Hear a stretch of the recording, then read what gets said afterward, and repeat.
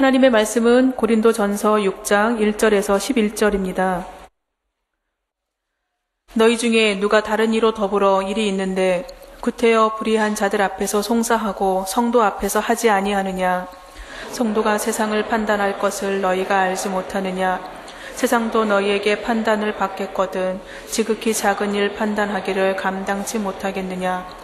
우리가 천사를 판단할 것을 너희가 알지 못하느냐? 그러하거든 하물며 세상 일이랴. 그런즉 너희가 세상 사건이 있을 때에 교회에서 경히 여김을 받는 자들을 세우느냐? 내가 너희를 부끄럽게 하려 하여 이 말을 하노니 너희 가운데 그 형제간 일을 판단할 만한 지혜 있는 자가 이같이 하나도 없느냐? 형제가 형제로 더불어 송사할 뿐더러 믿지 아니하는 자들 앞에서 하느냐? 너희가 피차 송사함으로 너희 가운데 이미 완연한 허물이 있나니 차라리 불의를 당하는 것이 낫지 아니하며 차라리 속는 것이 낫지 아니하냐? 너희는 불의를 행하고 속이는구나. 저는 너희 형제로다. 불의한 자가 하나님의 나라를 유업으로 받지 못할 줄을 알지 못하느냐? 미혹을 받지 말라. 음란하는 자나 우상 숭배하는 자나 간음하는 자나 탐색하는 자나 남색하는 자나 도적이나 탐남하는 자나 후욕하는 자나 도색하는 자들은 하나님의 나라를 유업으로 받지 못하리라. 너희 중에 이와 같은 자들이 있더니 주 예수 그리스도의 이름과 우리 하나님의 성령 안에서 씻음과 거룩함과 의롭다 하심을 얻었느니라. 아멘. 고린도 교회 교인들의 도덕적 타락을 사도 바울이 꾸짖는 내용이라고 했습니다. 고린도 교인들의 특성은 구원의 기쁨과 감격은 경험했지만 그러나 성령님을 쫓아 사는 것이 아니라 여전히 육신의 소욕을 쫓아 사는 영적 미숙아 상태에 있었다는 것입니다. 그들은 저마다 자기 것들을 자랑하면서 서로 왕노릇을 했습니다. 말하자면 절대 기준이 자기 밖에 있는 것이 아니라 각자 자기 자신들이 절대 기준이 된 거죠. 그러니까 도덕적으로 타락할 수밖에 없는 것이죠. 그 문제를 지금 바울은 계속해서 다루고 있는 것입니다. 오늘 본문 1절입니다. 너희 중에, 너희는 고린도 교인들이죠. 너희 중에 누가 다른 이로 더불어 일이 있는데, 여기에 일이라고 하는 프라그마라고 하는 것은 문제, 다툼, 사건 이런 말이에요. 그래서 너희 중에 누가 다른 이와 더불어서 문제가 있거나 다투고 있다 그 말인데, 그때의 다른 이가 누군가? 한 사람은 교회 안에 있는 사람이고 한 사람은 교회 밖에 있는 사람인가? 그게 아니라 5절 말씀 보니까요, 내가 너희를 부끄럽게 하려 하여 이 말을 하노니 너희 가운데 그 형제간 일을 판단할 만한 지혜 있는 자가 이같이 하나도 없느냐? 형제가 형제로 더불어 송사할 뿐더러. 그러니까 교회 안에 있는 사람이 교회 밖에 있는 사람과 지금 문제를 일으킨 것이 아니라 교인들끼리 지금 서로 싸우게 된 것입니다. 1절 하반절입니다. 구태여 불의한 자들 앞에서 송사하고 성도 앞에서 하지 아니하느냐. 여기에서 불의한 자라고 하는 것은 세상 법정을 이야기합니다. 고린도 교회 교인들이 교인들과 교인 사이에서 지금 싸움이 일어났습니다.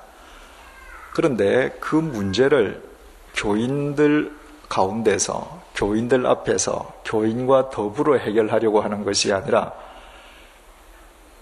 교인 개개인 관계의 문제를 세상 법정으로 가서 지금 서로 송사를 벌이고 있는 것을 바울이 꾸짖고 있는 것입니다. 여기 오늘 우리 개역 성경 본문에는 구태여라고 하는 말이 1절 한가운데 들어있지 않습니까? 그런데 헬라어 원문에는 구태여라고 하는 이 단어가 제일 먼저 있습니다. 구태여. 구태여라고 하는 이 단어가 헬라 말로 톨마오라고 되어 있는데 그 뜻은 다른 뜻들이 있습니다. 예수님께서 십자가에 못 박혀 돌아가시지 않았습니까? 그랬더니 아리마대 부자 요셉이 빌라도 총독을 찾아가서 예수님의 시체를 나를 주십시오. 내가 장사를 지내겠습니다.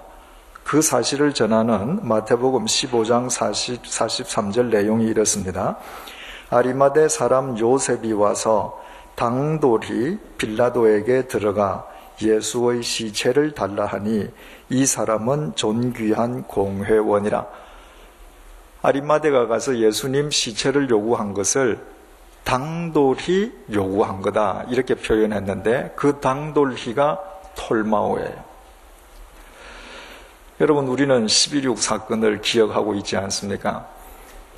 그 12.6 사건 현장에서 대통령을 저격했던 분은 중앙정보부장이란 말이죠. 그러니 그분이 대통령에게 총을 쏘아서 보안사령부로 연행되기 전에 그분이 중앙정보부장 현직에 있을 때 대한민국에 있는 사람 치고 그분하고 식사 한번 하기를 원치 않은 사람이 있겠습니까? 아마 그분하고 한 번쯤 만난다고 하면 모두들 다 쌍수를 들고 가지 않았겠습니까? 그런데 그분이 대통령을 시해하고 보안사령부에 끌려가서 죄인이 되니까 세상 인심이 어떻게 변합니까? 그분하고 친하던 사람도 나 저 사람 잘 모른다고 다 외면했습니다. 그래서 사형당할 때도 쓸쓸하게 혼자 죽고 가족들만 시신을 챙겨가잖아요. 아리마대 요셉이라고 하는 사람은 가난한 사람이 아니었습니다. 아리마대 지방의 거부였습니다. 뿐만 아니라 존귀한 공회원 의원이었습니다. 그런 상류층에 있는 사람이라면 지금 예수님이 죽은 이유가 국사범으로 돌아가셨거든요. 평소에 알았더라도 몰랐다고 해야 돼. 왜? 내게 지킬 것이 많은데 로마 황제에게 대항했다 죽은 국사범이다. 그 사람하고 나하고 가깝다고 해서 나한테 득될 게 하나도 없단 말이죠. 그런 상황에서 아리마대 요셉은 자신에게 불이익이 돌아와도 상관없다는 듯이 유대 총독에게 가서 그 국사범 시체를 달라 그랬단 말이죠. 그랬더니 성경 기자가 그건 참으로 당돌한 행동이었다 이렇게 기록을 합니다. 또 요한복음 21장 12절이 이렇게 기록합니다. 예수께서 가라사대 와서 조반을 먹으라 하시니 제자들이 주신 줄 아는 고로 당신이 누구냐 감히 묻는 자가 없더라. 요한복음 21장 내용 우리 잘 알지 않습니까? 제자들은 예수님께서 와 계시는데도 예수님을 까마득하게 잊고 갈릴리 호수에서 밤새도록 욕망의 그물만 던지지 않습니까? 밤새도록 실패했다가 예수님께서 그물을 오른쪽에 던져라고 해서 고기를 가득 잡죠. 그리고 그들이 육지에 왔을 때 육지의 숯불에 고기가 굽히고 있고 떡이 준비되어 있었단 말이죠. 바로 그들은 예수님을 망각하고 있었지만 주님을 망각한 그들을 위해서 예수님은 그들을 위한 조반을 만들어 두고 계셨습니다. 너희들 먹어라. 그들이 못 먹죠. 양심상. 예수님께서 친히 가져다 주시고 먹으라 그랬습니다. 그랬더니 제자들 중에서 누구도 감히 당신이 누구시냐 묻는 자가 없었다. 여기에서 감히 하는 것이 톨마오예요. 아까 욕망의 덫에 빠져 있을 때는 예수님을 못 알아봤지만 지금 예수님이 눈앞에 계시는 거 다 알아요. 그런데 그 자리에서 감히 당신이 누구시냐라고 묻는다면 그건 참 어처구니 없는 사람이겠죠. 그때 톨마오 이렇게 기록을 했습니다. 바로 사도 바울은 교인과 교인이 서로 문제가 생겨서 다투는 이 문제를 세상 법정으로 가져가는데 그 단어를 썼습니다. 그것처럼 황당한 일이 없고 그것처럼 당돌한 일이 없고 그것처럼 어처구니 없는 일이 없다는 거예요. 왜 베드로가 교인과 교인의 문제를 법정으로 가지고 가는 것을 그처럼 어처구니 없게 생각하는가? 그건 이제 우리 2절부터 살펴보면 되겠습니다. 2절에 들어가기 전에 우리가 먼저 두 가지 사항을 짚고 넘어가야 되겠습니다. 첫 번째로 바울이 세상 법정을 불의한 사람들이라고 그랬습니다. 왜 교인들 앞에서 해결하지 않고 불의한 자들 앞에서 송사하느냐? 그렇다면 사도 바울은 세상의 법정을 불의한 곳으로 보고 세상 법정의 권위를 무시했다는 말인가? 그런 의미는 전혀 아니죠. 바울은 구원받은 그리스도인들이 예수 그리스도 안에서 의롭다 칭함을 받은 자라는 관점과 대비해서 주님을 알지 못하는 자들을 불의한 자라고 표현하는 것입니다. 사도 바울은 세상 법정의 권위를 부정한 적도 없습니다. 자기 자신이 벨릭스 베스도 총독 법정에 섰을 때 그 법정의 권위를 부정하지 않지 않습니까? 피고로서 자신의 입장을 최선을 다해서 변론하죠. 뿐만 아니라 로마 황제의 법정에 상소까지 했습니다. 따라서 바울이 불의한 자들이다라고 한 이야기는 불신자라는 의미이지 세상의 법관들이나 법정 자체를 부정하려고 한 건 아니다. 우리가 먼저 짚고 넘어가야 되겠고요. 두 번째로 그리스도인들은 어떤 경우에도 송사를 벌리면 안 되는가? 그것도 아니죠. 어떤 공적인 문제가 있을 때 아니면 바깥으로부터의 어떤 위해가 가해질 때 법의 도움을 받아야죠. 바울이 로마 법정에 소송한 것과 상소한 것과 똑같습니다. 가령 이를테면 누군가가 이 예배당에 들어와서 술판을 벌리면서 우리를 다 쫓아내고 마치 이 건물이 자기 건물인 것처럼 주인 행세를 한다. 법의 도움을 받아야죠. 우리가 하다 안 된다. 법의 도움을 받아야죠. 내가 회사를 경영하는데 누군가가 우리 회사에 불의한 방법으로 위해를 가해서 모든 직원들의 생존에 문제가 생겼다. 그런데 내가 그리스도인이라고 송사를 안 벌려야 되는가? 아니죠. 해야죠. 법의 도움을 받아야죠. 여기에서 지금 이야기하는 것은 바울은 철저하게 교인과 교인 간의 개인적인 문제를 이야기하는 거예요. 그것을 염두에 두고 우리 이제 다시 2절로 넘어가 보십시다. 성도가 세상을 판단할 것을 너희가 알지 못하느냐? 그리스도인이란 세상을 판단해야 하는 사람이라는 것입니다. 아담과 하와의 타락 이후에 그들이 신락원하고 이 세상에서 살기 시작한 이래로 이 세상 사람들은 언제나 욕망의 법칙 지배하에 있습니다. 욕망의 법칙이라고 하는 것은 사람들로 하여금 눈앞에 있는 문제에만 집착하게 해요. 우리가 흔히 이야기할 때 욕망에 눈이 어두웠다 이렇게 표현하잖아요. 욕망에 어떻게 우리 시력이 나빠진다는 얘기가 아니죠. 욕망의 법칙은 멀리를 못 보게 합니다. 눈앞의 것만 보고 그 이외에는 아무것도 안 보이는 것입니다. 반면에 교회를 이루는 그리스도인들은 영원의 법칙 속에 있는 사람들입니다. 멀리 보는 사람들이에요. 따라서 내가 멀리 보면 멀리 볼수록 오늘 이 순간에 우리가 무엇을 해야 할지를 바르게 분별하게 되잖아요.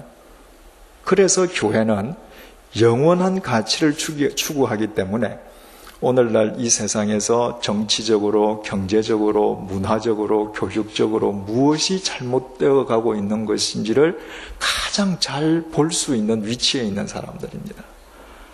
그래서 교회가 사회의 잘못을 지적해주고 나아가야 될 방향을 제시해 주어야 된단 말이죠. 우리는 그런 위치에 있다는 거예요. 뿐만 아니라 교회가 세상을 판단한다는 것은 우리가 이 세상에 살아있는 동안에만 국한된 이야기가 아니에요. 예수님께서 마태복음 19장 28절을 통해서 이렇게 말씀하셨습니다. 내가 진실로 너희에게 이르노니 세상이 새롭게 되어 인자가 자기 영광의 보좌에 앉을 때에 나를 쫓는 너희도 12 보좌에 앉아 이스라엘 12 지파를 심판하리라. 예수 그리스도를 믿는 하나님의 백성들은 마지막 때 주님의 심판 때가 이를 때에 심판장이신 주님 곁에서 이 세상을, 하나님을 알지 못하던 사람들을 심판하는 역할을 돕게 되는 사람들이에요. 우리는 그런 사람들인데, 그 다음에 2절 하반절 보십시다. 성도가 세상을 판단할 것을 너희가 알지 못하느냐? 세상도 너희에게 판단을 받겠거든 지극히 작은 일 판단하기를 감당치 못하겠느냐? 이 역사와 이 세상을 보고 판단할 수 있는 능력을 지녔다면 교회 안에 있는 개인과 개인의 문제는 지극히 작은 문제인데 왜 그것을 너희들이 판단할 수 없느냐? 그 말이에요. 여기에서 지극히 작다라고 하는 이 작다는 헬라 말은, 작다는 최상급이에요. 가장 작은 것. 우리가 이 세상을 판단하는 그 안목에 비한다면 교회 내 인간과 인간 사이에서 일어나는 문제는 일축에도 안 된다는 거예요. 그런데 왜 너희들은 그것을 스스로 해결하지 못하느냐? 그 말이죠. 3절, 우리가 천사를 판단할 것을 너희가 알지 못하느냐? 우리는 세상만 판단하는 것이 아니라 천사도 판단해야 할 존재들이라는 거예요. 여기에서 천사는 모든 천사를 우리가 다 판단한다 그런 의미가 아니라 타락한 천사들을 하나님께서는 성도들로 하여금 심판케 하신다는 것입니다. 유다서 1장 6절이 이렇게 증거합니다. 또 자기 지위를 지키지 아니하고 자기 처소를 떠난 천사들을 큰 날의 심판까지 영원한 결박으로 흑암에 가두셨으며, 타락한 천사들을 하나님께서 흑암에 가두어 두셨습니다.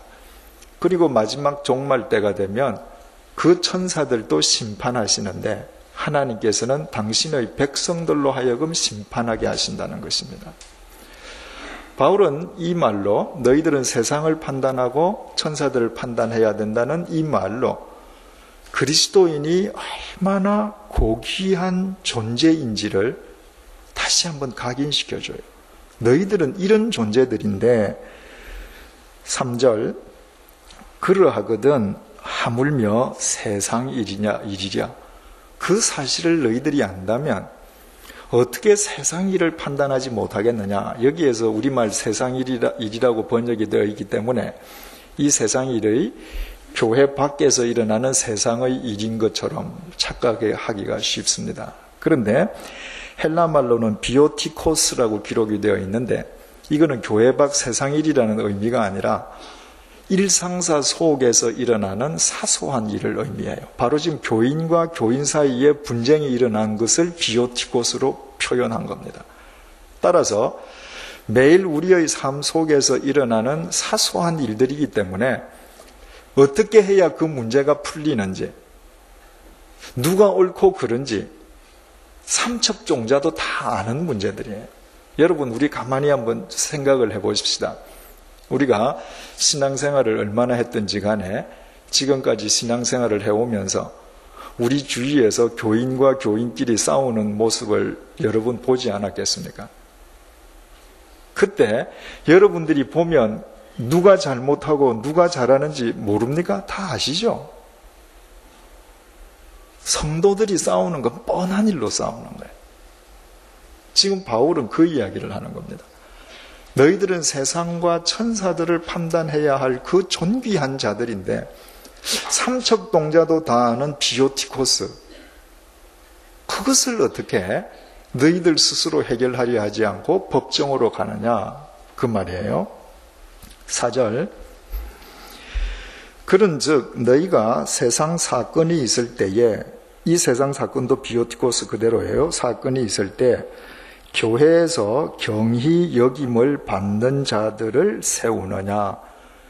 여기에 바울이 경히 여김을 받는 자들을 세우느냐 이렇게 했는데, 세우느냐로 번역된 헬라 말이 카티제테라고 하는 말인데, 묘하게도 이 헬라 말이 문법적으로 두 가지 형태를 동시에 지니고 있어요. 바로 이 글자가 명령형이기도 하고, 그러니까 2인칭 명령형이기도 하고, 그 다음에 직설법 현재형이기도 해요. 그러니까 만약에 이 헬라 말을 명령형으로 받아들인다면 너희들에게 분쟁이 생겼을 때에 가장 경히 여김을 받는 자를 세우라, 이 말이 되죠. 그 이야기가 무슨 얘기인가 하면, 가령 A 성도님과 B 성도님이 서로 싸워요. 그럴 때 이거 어떻게 해야 해결될 것인가 판단을 내려야 될 필요가 있을 때, 교회 중에서 제일 지혜 있는 사람도 말고 제일 어른도 말고 교회 중에서 제일 작은 사람, 제일 어린 사람, 그 사람을 재판장으로 세워놓고 재판받으라는 거예요.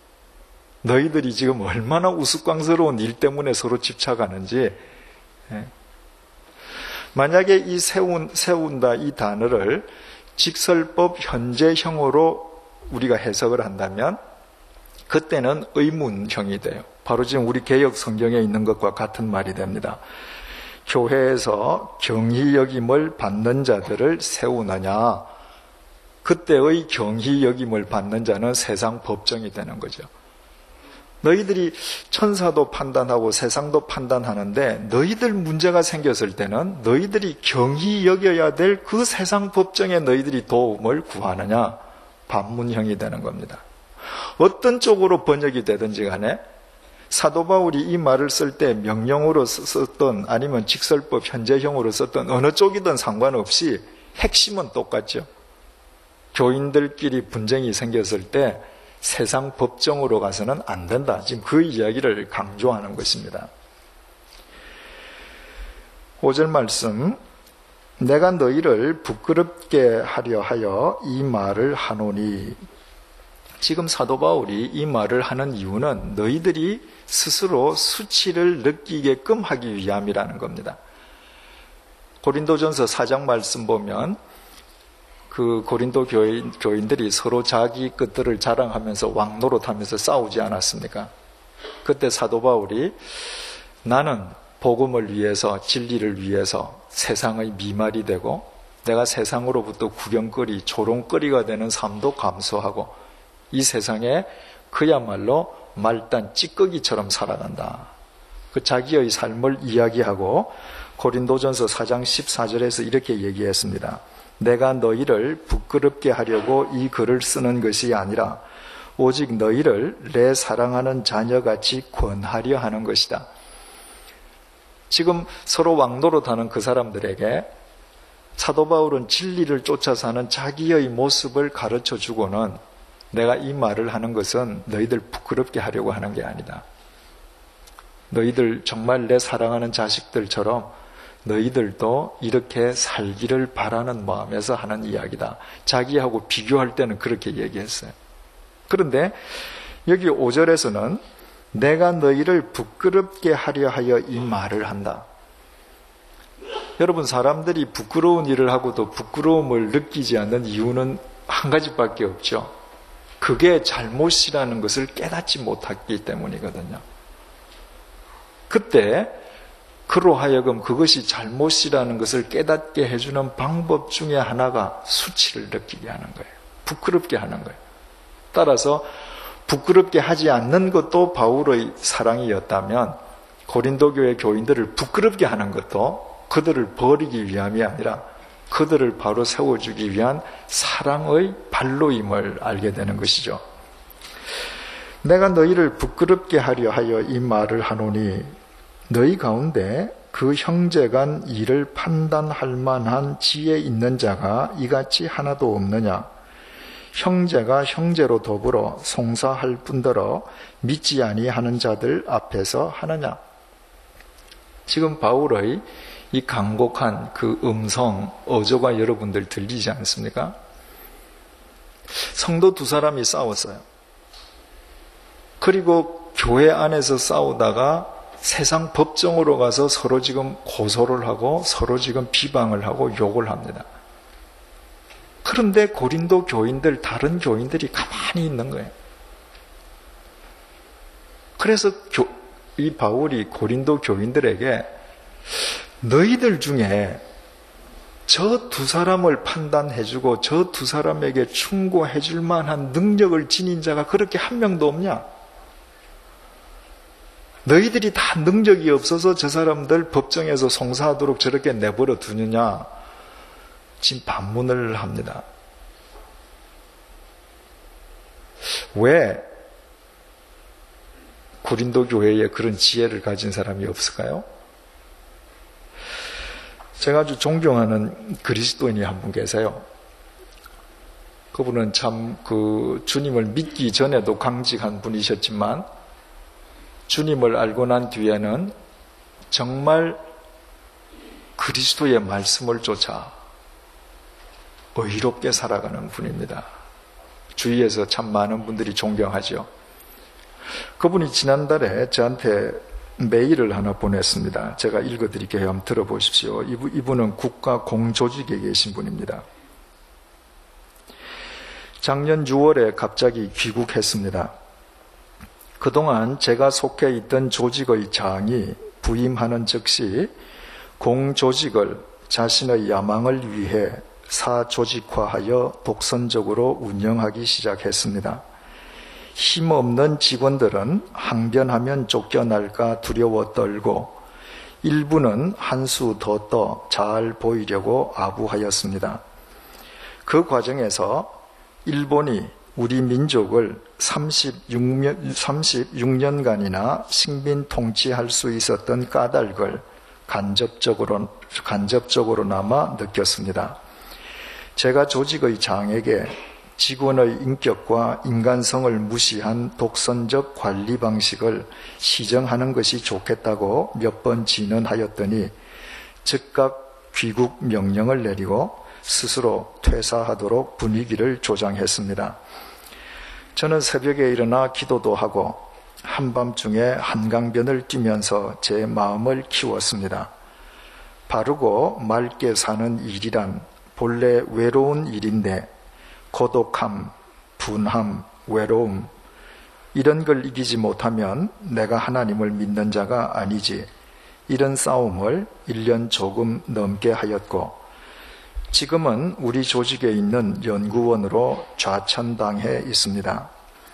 이곳에서 선진국과 비교하여 우리나라의 현재와 미래를 비교 분석하고 있습니다.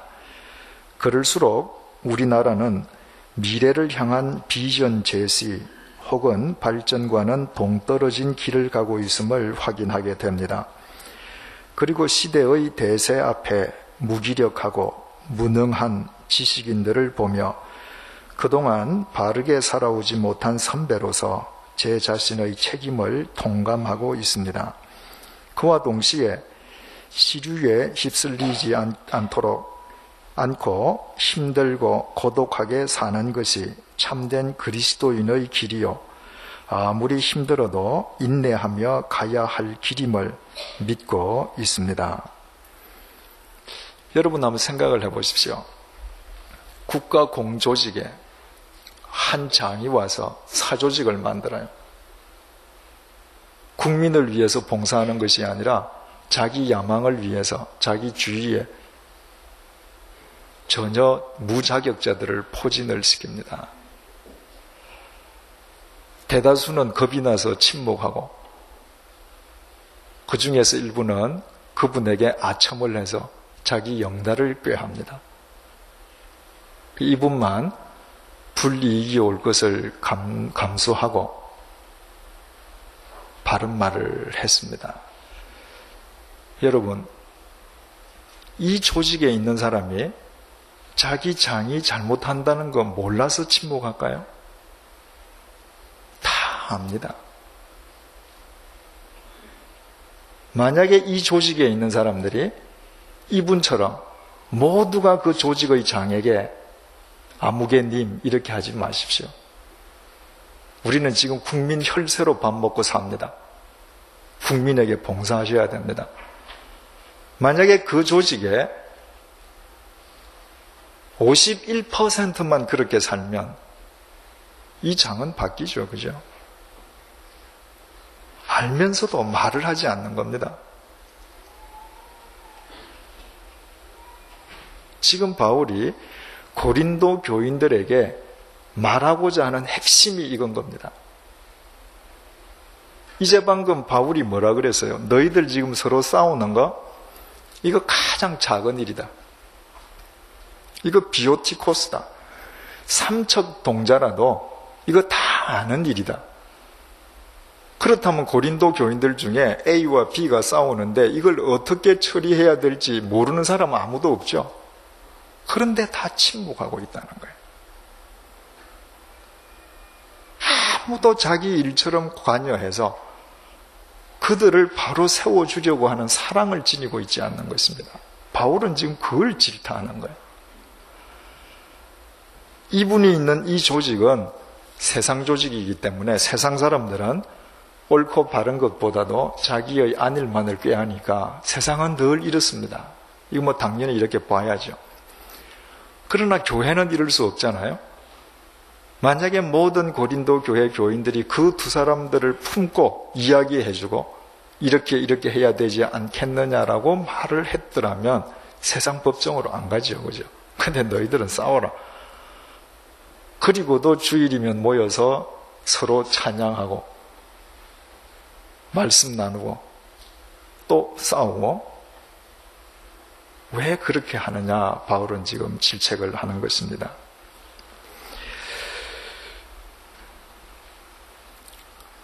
7절입니다. 너희가 피차 송사함으로 너희 가운데 이미 완연한 허물이 있나니 너희들이 서로 법정에 가서 다툼으로 너희들에게 완연한 허물이 생겼다. 이 허물이라고 하는 헬라말 헤테마라고 하는 것은 패배라는 말입니다. 패배. 너희들이 세상의 법정까지 가서 다투는 것으로 너희들은 이미 패배한 자다. 돌이킬 수 없는 패배라는 거예요. 여러분 한번 생각을 해보십시다.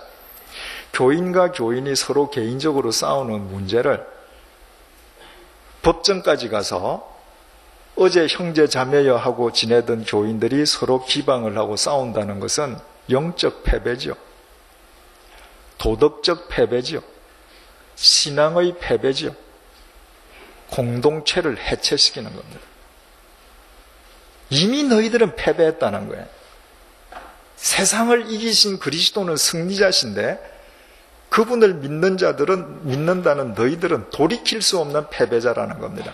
한번 우리가 곰곰이 생각을 해보면 이 고린도 교회 교인들 둘이가 법정에 가서 네가 옳다 내가 옳다 서로 비방하고 싸울 때 그 재판과 관련된 모든 사람들이 교회가 이야기하는 예수 그리스도의 진리와 사랑을 믿겠느냐 그 얘기예요.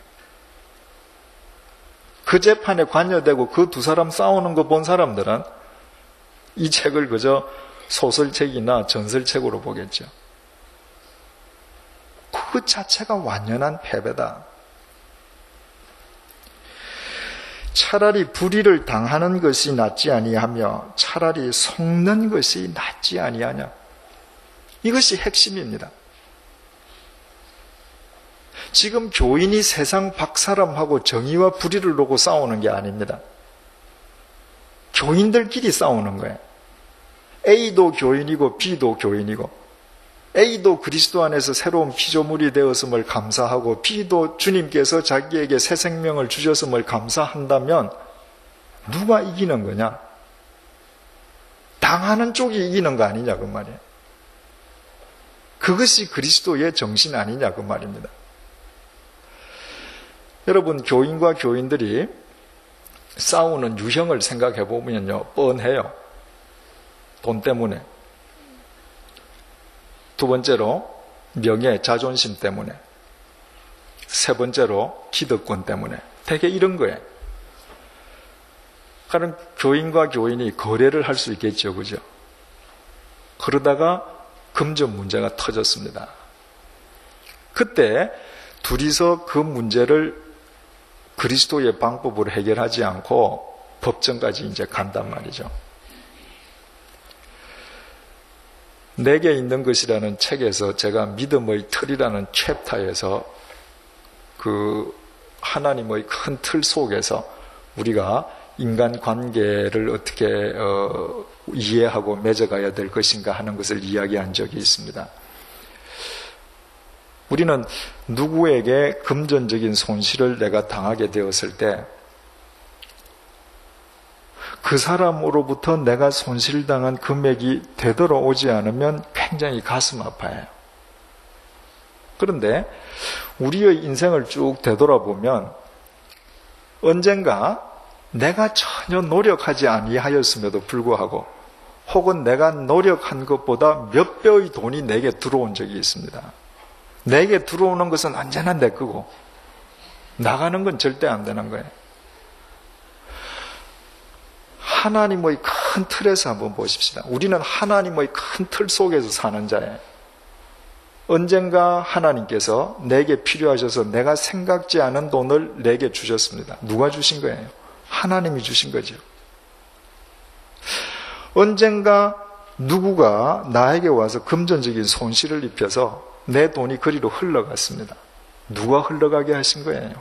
하나님께서 흘러가게 하신 거예요. 이 큰 틀을 보면 나는 정거장이에요.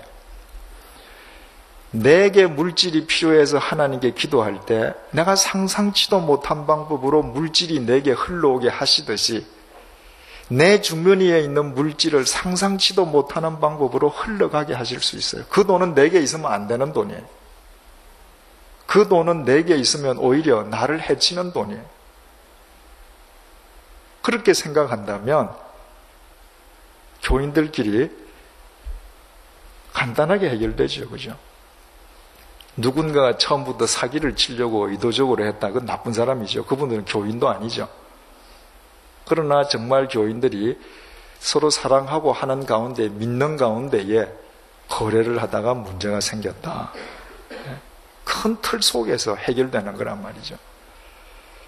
여러분, 하나님의 큰 틀 속에서 보셔요. 내 명예와 자존심이 중요한 건가?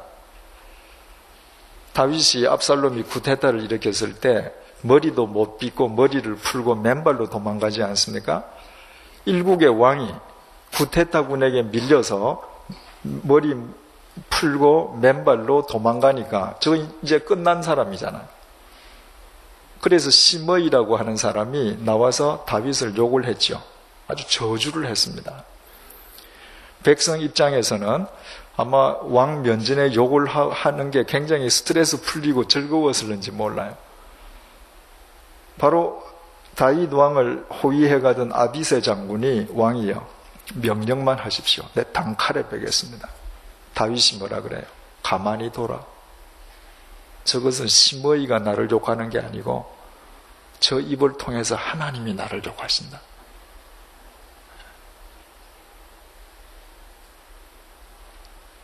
여러분들 정말 선하게 사시고 바른 일을 하고 옳은 길을 가고 사람들에게 모함을 당해 보신 적이 있습니까?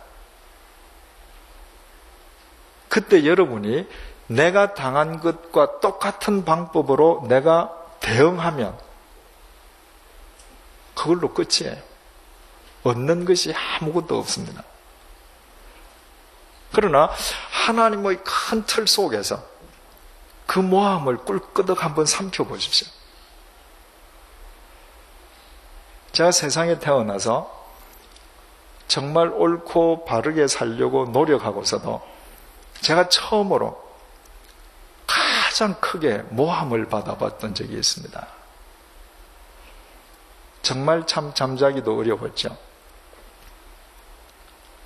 그런데 그날 밤에 제가 무엇을 느꼈느냐 하면 예수님께서 유대인들에게 비방을 당하시고 저주를 당하시고 십자가에 못 박혀 돌아가시잖아요.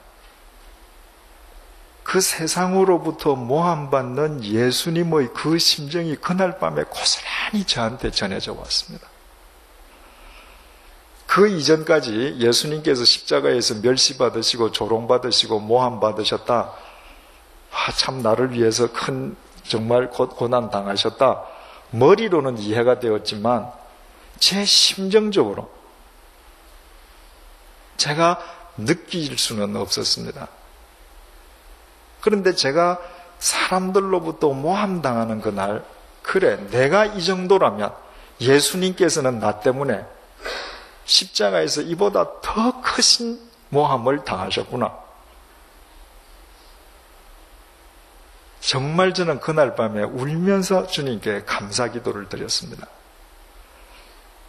그래서 그 이후에 제가 바른 일을 하고도 누가 무슨 이야기를 하면 같은 방법으로 한 번도 대응해 본 적이 없습니다. 여러분, 이렇게 큰 틀 속에서 살면 세상 법정으로 내 명예를 지키려고 갈 일이 있습니까? 기득권? 이번 주일날 주일 예배 시간에 우리 사도행전 1장 본문을 통해서 살펴보시겠습니다만은 그리스도인에게 기득권이 있습니까? 주님의 법칙은 큰 자가 작은 자를 섬기라는 거지 않습니까? 큰 틀에서 보셔요.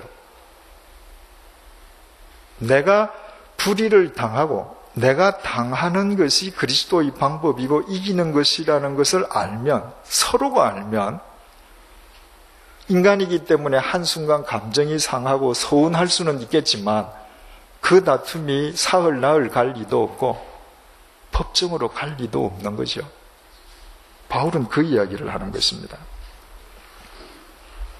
8절, 너희는 불의를 행하고 속이는구나. 저는 너희 형제로다.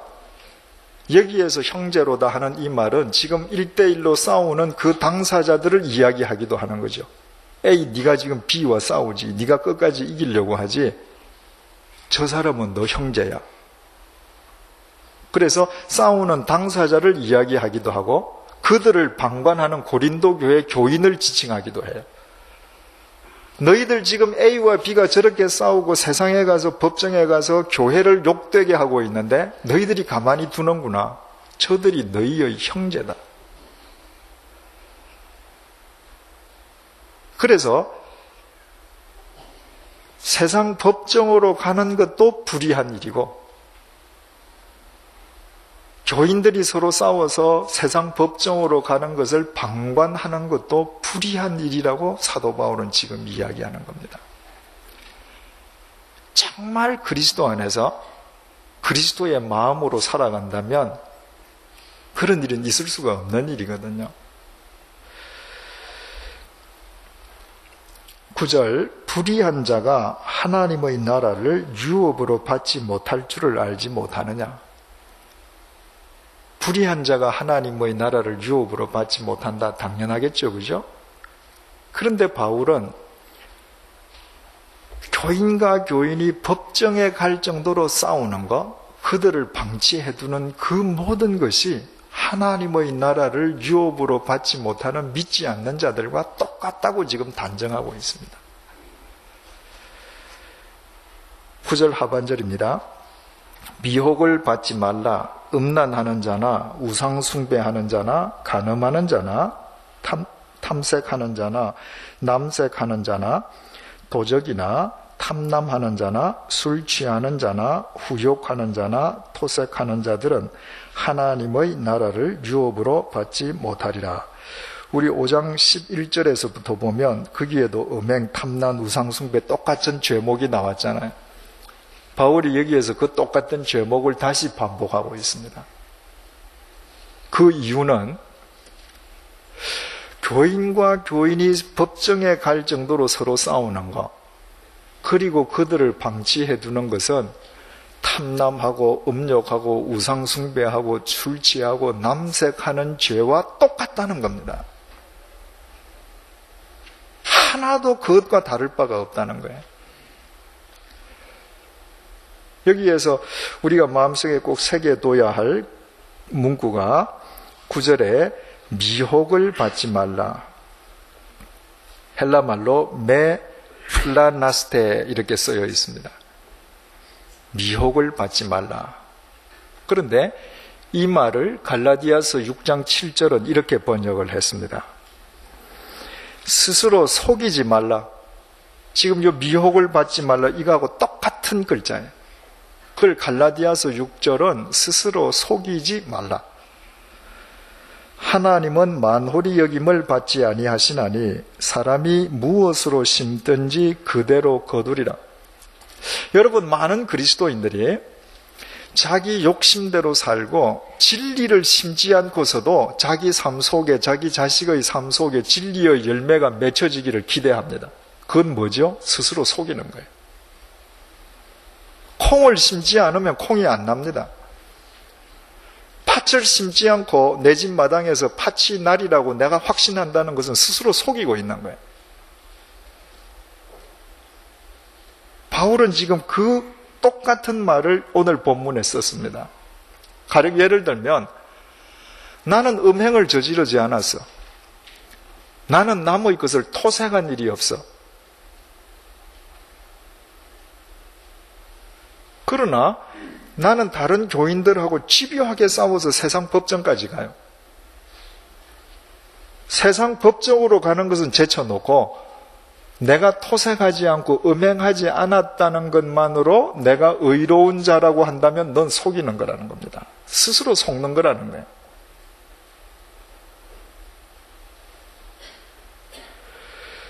(11절) 말씀입니다. 너희 중에 이와 같은 자들이 있더니 주 예수 그리스도의 이름과 우리 하나님의 성령 안에서 씻음과 거룩함과 의롭다 하심을 얻었느니라.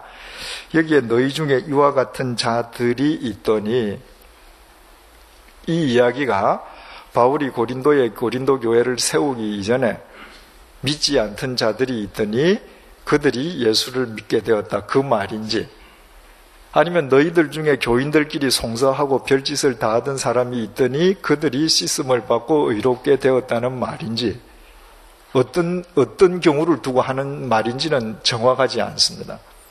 그런데 우리가 고린도전서 1장 1절에서 쭉 오늘까지 보아오는 가운데에 바울이 중요한 대목마다 항상 강조하는 것이 있죠. 고린도 교회 교인들의 정체성입니다. 너희들이 어떤 자들이냐? 너희들은 성령 안에서 씻음과 거룩함과 의롭다 하심을 입은 그리스도인인 거 너희들 모르느냐?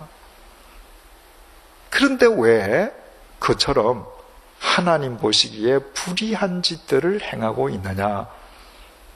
그들의 정체성을 확인시켜주고 인정해주고 그들이 나아가야 될 길을 또다시 바울은 제시해주고 있는 것이죠. 자, 결론을 맺어보겠습니다. 5장 6장은 고린도 교회 교인들의 도덕적 타락에 대한 바울의 권면이라고 그러지 않았습니까? 따라서 오늘 6장에 교인들끼리 법정에까지 가서 송사하는 것, 이것만을 지금 바울이 주제를 다루는 게 아니었죠. 도덕적 타락의 양상 가운데에 이것 하나가 있는 것입니다. 따라서 나는 교인하고 한 번도 싸운 적도 없고 교인 문제를 가지고 송사한 적이 없다, 그것만으로 되는 게 아니죠. 이것도 제대로 되고 저것도 제대로 되어야 된다. 지금 바울은 그것을 강조하는 것입니다. 여러분, 국수 뽑는 기계를 한번 생각을 해보십시다. 국수 뽑는 기계에 가는 국수가 나오도록 가는 구멍이 뚫린 기계가 있고 굵은 국수가 나오도록 굵은 구멍이 나오는 기계가 있다고 가정을 해봐요.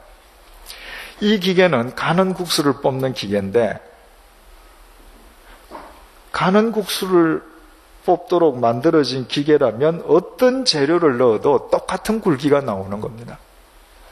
가령 예를 들어서 이 기계가 밀가루는 좋아한다고 지름 2mm를 뽑아주고 무슨 쌀가루는 싫다고 뭐 1mm 이거 아니거든요.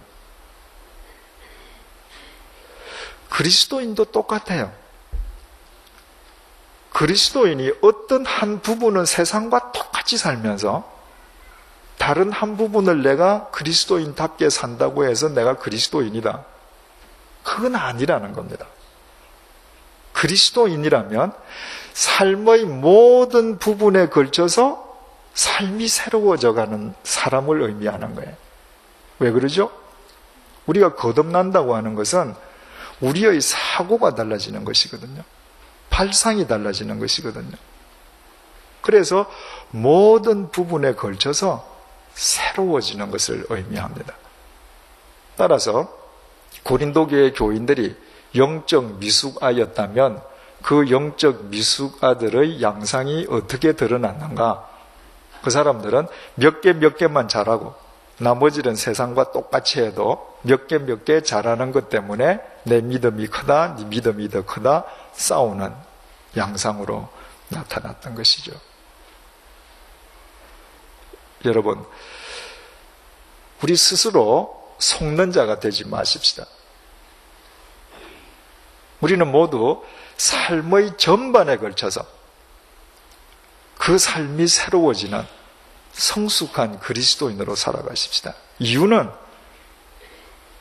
주님께서 성령님 안에서 우리에게 씻음과 거룩함과 의롭다 하심을 먼저 주셨기 때문에 그분 안에서 우리가 생각하고 그분 안에서 행동하고 그분과 더불어 나아간다면 우리의 삶의 전반은 새로워질 수밖에 없고 그때 우리 교회는 진정한 사랑의 공동체가 되는 것이고 그런 교회를 통해서 하나님께서는 한 시대의 역사를 새롭게 하시는 것입니다. 기도하시겠습니다. 주님, 우리는 어떤 부분에서는 도저히 세상 사람들과 구별되지 않습니다.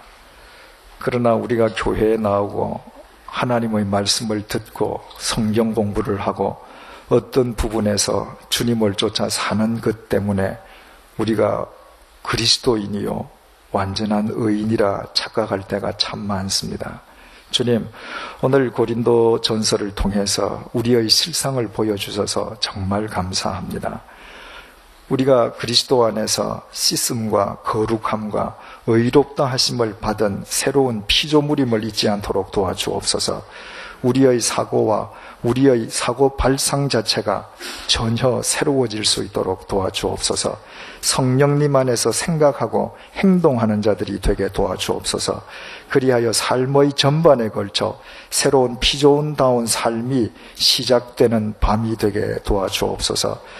원근 각처에서 주님의 자녀들을 불러 모아주시고 한 지체가 되게 해주셔서 정말 감사합니다.